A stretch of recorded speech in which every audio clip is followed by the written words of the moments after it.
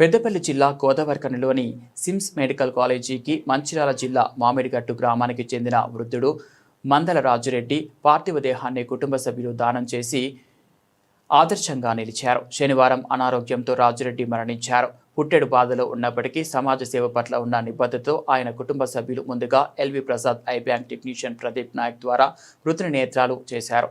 అనంతరం సదాశయ ఫౌండేషన్ ప్రచార కార్యదర్శి కెఎస్ వాసు, మంచిర్యాల జిల్లా అధ్యక్షుడు కోరాళ్ల రామరెడ్డి ఆధ్వర్యంలో సిమ్స్ మెడికల్ కాలేజీకి పార్థివ దేహాన్ని ఆయన కుమారుడు శ్యామ్ సుందర్ రెడ్డి దానం చేశారు. కాగా గత 5 నెలల క్రితం మరణించిన తల్లి పార్థివ దేహాన్ని కూడా మంచిర్యాల మెడికల్ కాలేజీకి దానం చేసిన శ్యామ్ సుందర్ రెడ్డి మామిడిగట్టు గ్రామంలో మహోన్నత మనసుకు నిదర్శనంగా నిలిచారు.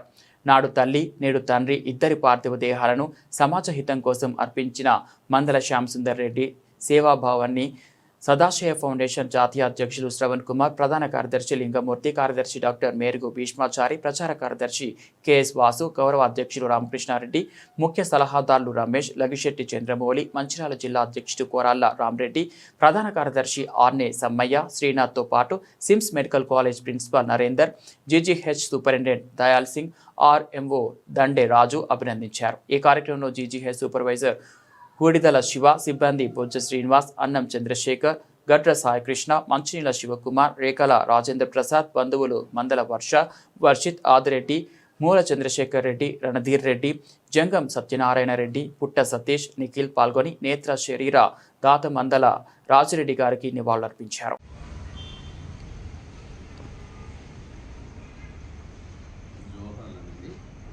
జోహార్ రాజిరెడ్డి గారికి, జోహార్ రాజిరెడ్డి గారికి, పార్థవ దాత జోహార్ రాజిరెడ్డి గారికి.